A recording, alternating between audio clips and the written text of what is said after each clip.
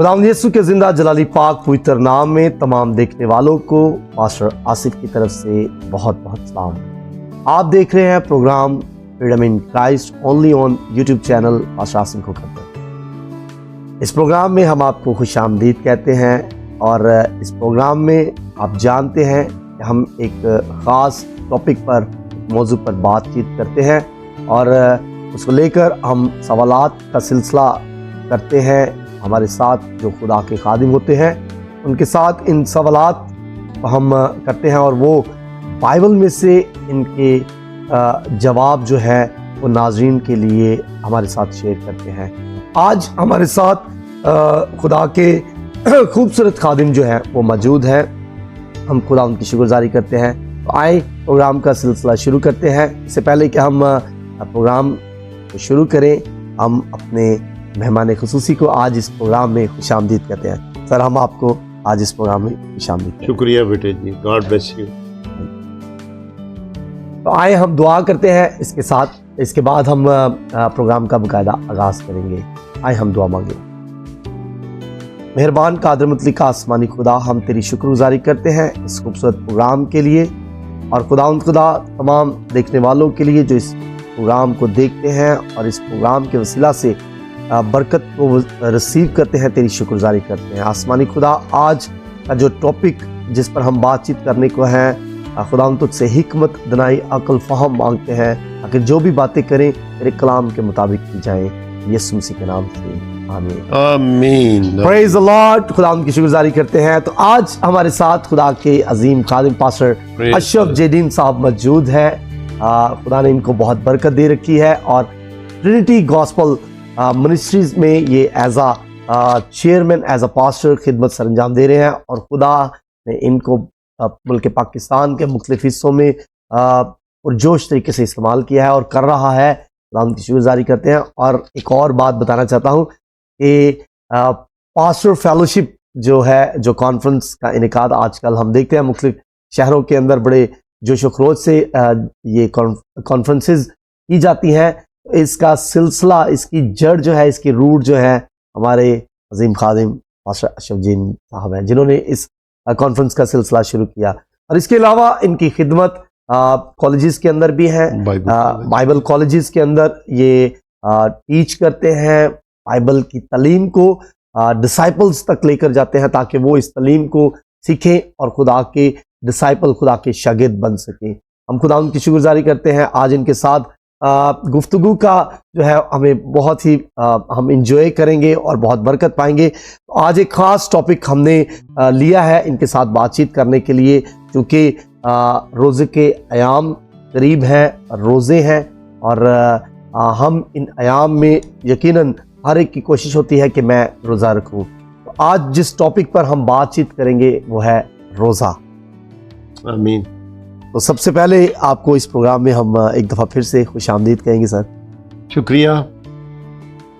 खुदा उनके नौजवान खादम बड़े प्यारे खादम हैं और इस छोटी सी उम्र के अंदर बहुत मेहनत कर रहे हैं और बड़ा अच्छा खुदा ने इनको चर्च बिल्डिंग और कलीसिया भी दी है। तो मैं इनकी खिदमत से बहुत खुश होता हूँ कि ये उम्र खेल कूद की भी हो सकती है, बड़ी मसरूफियात हो सकती हैं, मगर पास्टर आसिफ कुकर साहब खुदा के काम में रवां दवा हैं इस जवानी के हिस्सा के अंदर और खुदा इनको बड़ी बरकत दे।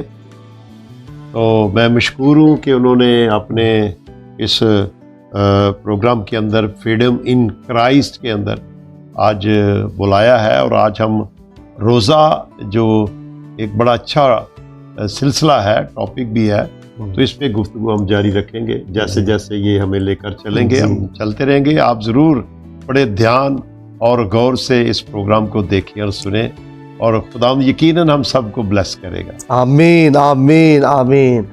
आज जिस टॉपिक पर हम बातचीत करने जा रहे हैं वो है रोज़ा और हमारे प्रोग्राम की जो वलीदी आयत है, हवाला है, वह सच्चाई पर कायम रहोगे तो वो तुम्हें आज़ाद करेगी। तो आज हम कोशिश करेंगे कि वो बातें जो बाइबल मुकद्दस के मुताबिक हैं हम उनके मुताबिक इस प्रोग्राम को लेकर चलें। तो सर, पहला सवाल मेरा आपसे है कि रोज़ा क्या है और रोज़ा किस ज़ुबान का लफ्ज़ है? रोज़े का تاریخی پس منظر جو ہے وہ ہمیں کیا نظر آتا ہے؟ پریز دی لارڈ، ہاللیلویہ۔ روزہ جو ہے یہ فارسی زبان کا ایک لفظ ہے، جی سر۔ اور عبرانی میں اور عربی میں صوم اسے کہتے ہیں، جی۔ اور اس کے جو ہے نا مختلف بڑے اچھے اچھے خوبصورت معنی بھی ہیں۔ جی۔ روحانی طور پر بھی اس کا میننگ ہے اور جسمانی طور پر بھی اس کے میننگز ہیں، اور پھر وقت کے ساتھ ساتھ جو ہے ہم بڑا کچھ اس لفظ روزے سے سیکھتے ہیں۔ تو روزہ فارسی زبان کا لفظ ہے، اور اگر ہم ادب یا لغت کے لحاظ سے اس کے میننگز یا مراد کو دیکھیں گے جی، تو ایک خاص ٹائم کے اندر جو کرسچینٹی کے اندر روزہ ہے اور یہودیت کے اندر یا اسرائیلیوں کے اندر روزہ ہے، یہ نہ کچھ کھانا، نہ کچھ پینا، نہ کچھ چکھنا، ایک شام سے دوسری شام تک، جسے ہم 8 پہر بھی کہہ سکتے ہیں۔ جہاں پر لفظ روزہ آئے گا نا کہ میں روزہ رکھ رہا ہوں، تو پھر ہم اس میں کمی بیشی نہیں کر سکتے، یہ کنفرم ہے۔ اور بائبل کے اندر احبار کی کتاب کے 23ویں باب کی 26 سے 32ویں آیت تک، جی، تو 32ویں آیت کے اندر جو ہے نا ہمیں لکھا ہے کہ تم اپنی جانوں کو دکھ دینا، اور دکھ دو گے جب وہ ایک شام سے دوسری شام تک ہوگا۔ اور دکھ دینے سے مراد ہی روزہ ہے۔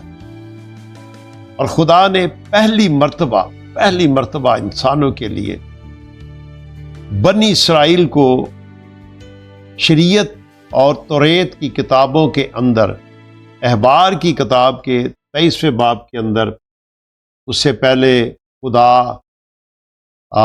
بنی اسرائیل کو، موسیٰ کو یہ ہدایت کرتا ہے کہ تم خطا کی قربانی کے لیے برہ ذبح کرنا سردار کاہن کے لیے، اور پھر بنی اسرائیل کے سالانہ جو گناہ ہوتے تھے، جی،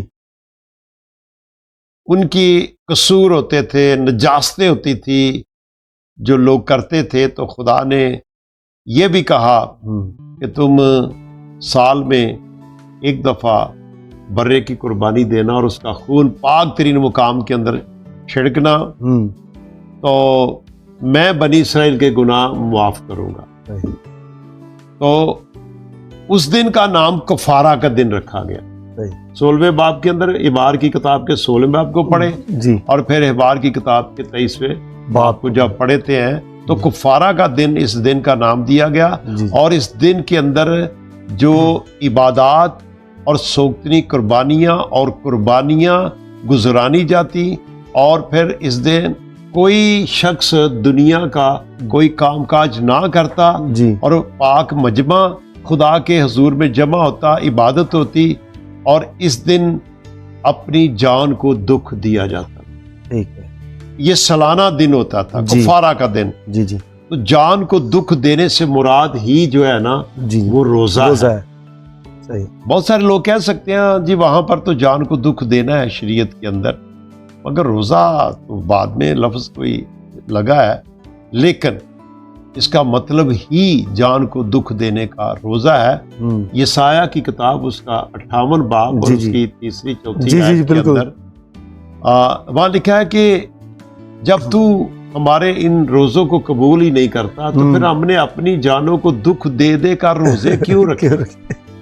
ٹھیک ہے، پھر ایک اور ہمیں اس کی کنفرمیشن ملتی ہے، دکھ دینے سے مراد روزہ ہی ہے، اور وہ ہے جب داؤد نے اپنے بیٹے کے لیے جو بیمار تھا، ہاں جی، تو وہ بتسبا سے جو بیٹا پیدا ہوا تھا وہ بیمار ہو گیا، اور اس کی بیماری کی شفا کے لیے اس نے روزے رکھے۔ اور زبور 35 اور اس کی 13ویں آیت میں داؤد اس بات کا ذکر کرتا ہے کہ میں نے ان کی بیماری میں روزے رکھ کر دعا کی۔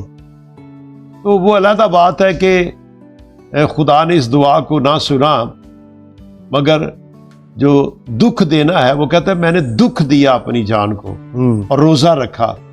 تو میں آپ کو صرف یہاں پر یہ بتا رہا ہوں کہ جو شریعت میں احبار میں جانوں کو دکھ دینا خدا نے ایک دن کہا تھا سال میں, اس کا مطلب ہی روزہ کا دن ہے. صحیح. تو یہ اس کا پس منظر بھی ہے اس میں جی کہ روزہ کہاں سے شروع ہوا. تو یہ کفارہ کے دن سے روزے کا آغاز ہوا تھا اور ایک شام سے دوسری شام تک اس کا ٹائم مست ہے. کرسچینٹی کا روزہ بھی اور اسرائیلیوں کا روزہ بھی جو ہے نا وہ اس کا ٹائم یہی. جی بڑی خوبصورتی کے ساتھ سوال کا جواب دیا ہے. تو اسی سلسلے کو آگے لے کر چلیں گے. تو میرا دوسرا آپ سے سوال ہے کہ بائبل کے مطابق روزہ ہے کیا اور اس کا مقصد کیا ہوتا ہے؟ کہ جو روزہ رکھا جاتا ہے ڈیفینیٹلی اس کے پیچھے کوئی نہ کوئی تو مقصد ہوگا, وہ یہ کیا وجہ ہے؟ شکریہ. بغیر مقصد کے کوئی بھی کام نہیں کرنا چاہیے. جی. اس کے باوجود بتھیری دنیا بغیر مقصد کے اپنے عوامل کو اپنے کاموں کو جاری رکھتی ہے مگر حاصل کچھ نہیں ہوتا. تو روزہ لازمی ہے کہ یہ ایک عمل ہے عبادت کا. جی. روزہ جو ہے یہ ایک خدا کے حضور اور خدا کے ساتھ اس دنیا میں رہتے ہوئے انسان کے لیے ایک عبادت کا حصہ ہے. جی.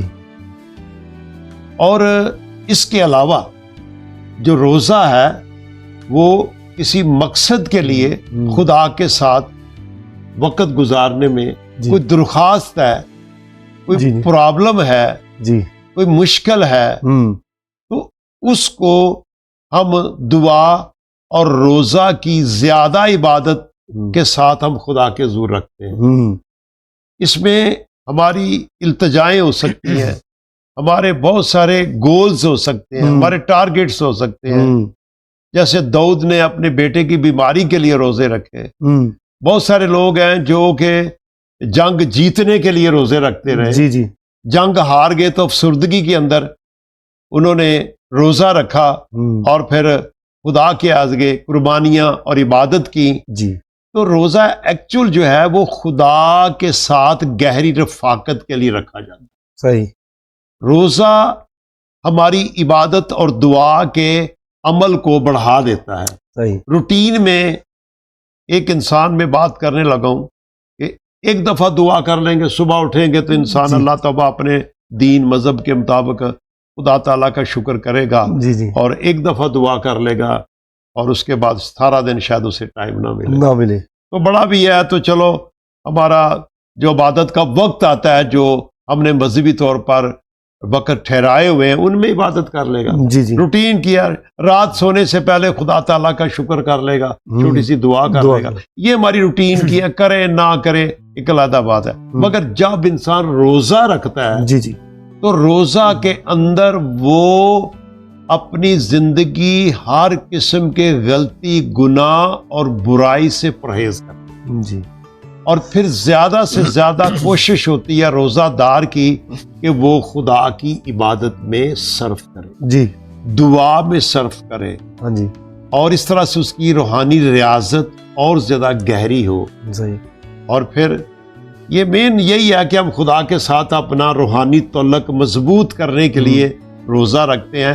اور فزیکلی جسمانی طور پر جب لوگوں نے کوئی مقاصد خدا سے لینے ہوتے تھے, کوئی ضرورتیں پوری کرنی ہوتی تھی, کسی عذاب کو ٹالنا ہوتا تھا, تو لوگ خدا کے حضور دعا روزے کے ساتھ آتے تھے. تو پھر جو خدا تھا ان کے اس روزے کے عمل کو دیکھ کر تو ترس کھاتا اور اپنا عذاب نازل کرتا. توبہ کرنے کے لیے بھی لوگ روزہ رکھتے تھے, اپنے گناہ کا پچھتاوا.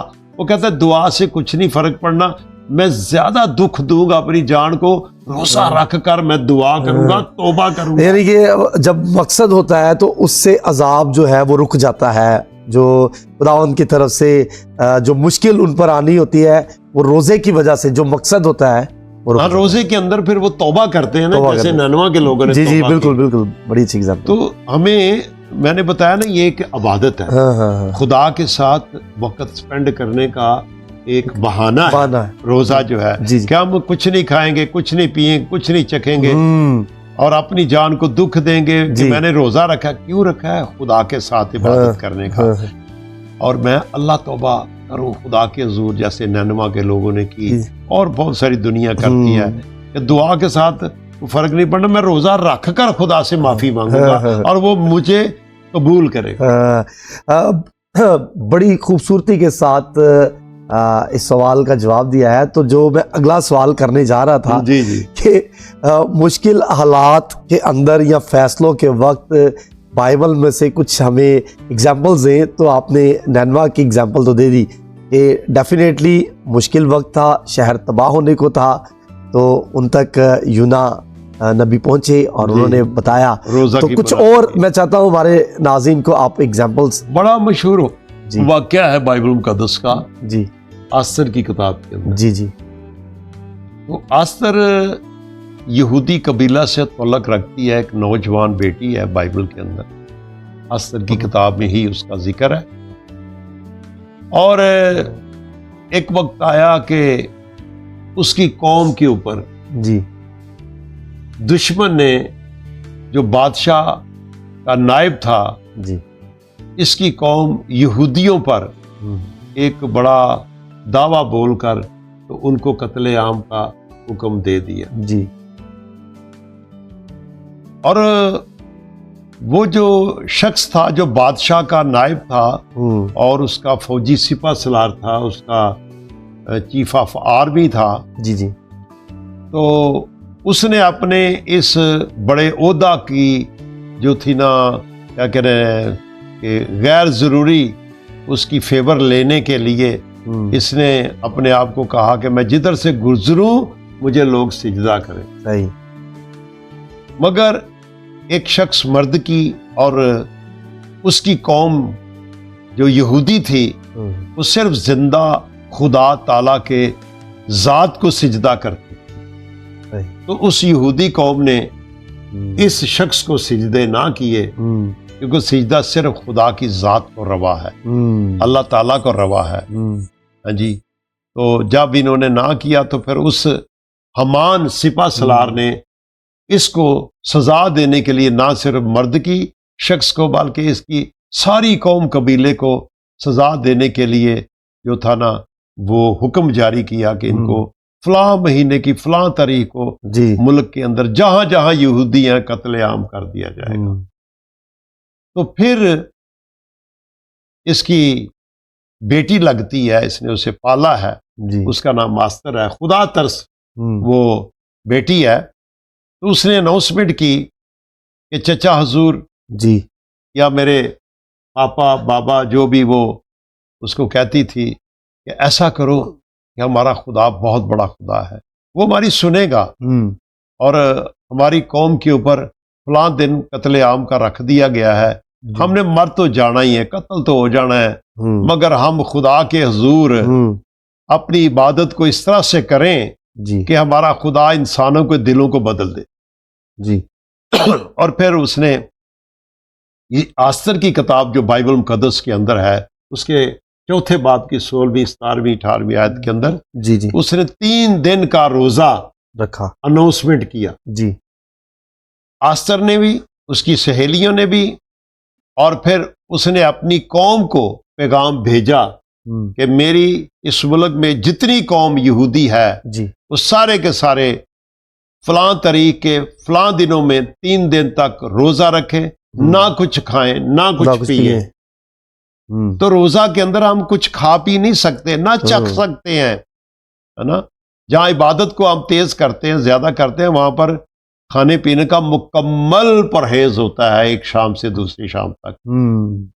تو یہ میں بات کر رہا ہوں. تو خدا نے یہ ان کا عمل دیکھ کر اجتماعی روزہ رکھا پوری قوم نے، اور پھر زمین پر بیٹھ گئے اور اتنی کو عاجزی انکساری کی کہ انہوں نے خاک میں بیٹھ کر تو جو ہے وہ ٹاٹ اوڑا اور بہت ہی اپنے آپ کو کیا کہتے ہیں چھوٹا سا بنا کر خدا سے کہا ہم مر رہے ہیں، ہمارے اوپر یہ موت کا فتویٰ لگ گیا ہے، پروانہ ہے، تو اس کو ٹال دے. تو خدا نے ایسا ماحول پیدا کر دیا، اس بادشاہ تک گفتگو پہنچ گئی اور پھر ایسا راہ نکلا کہ وہ مرد کی جو تھا اس نے ایک وقت بادشاہ کی جان بچائی تھی، تو اس کو یاد کرایا گیا کہ جس نے تیری جان بچائی تھی اسی قوم کو تیرا سپہ سالار قتل کر رہا ہے۔ اس نے کہا یہ کیسے ہو سکتا ہے؟ تو یہ باتیں جو تھی خدا نے ہی ان کے دلوں میں ڈالی اور بادشاہ تک پہنچی، اور بادشاہ نے پھر اناؤنسمنٹ کر دی اس فیصلہ کو روکا جائے اور اس قوم کو محفوظ رکھا جائے۔ جو موت کا فیصلہ تھا وہ زندگی میں بدل گیا، وہ زندگی میں بدل گیا، اور یہ اجتماعی روزہ رکھا جو ان کی بڑی مشکل تھی۔ تو نینوا کے لوگوں پر بھی خدا نے اپنا عذاب بھیجنا تھا، اور وہ گنہگار لوگ تھے، بدی برائی میں تھے، تو ان کے اوپر بھی خدا نے اناؤنسمنٹ کر دی کہ 40 دن کے بعد میں تمہارے ملک شہر کو قوم کو مٹا دوں گا۔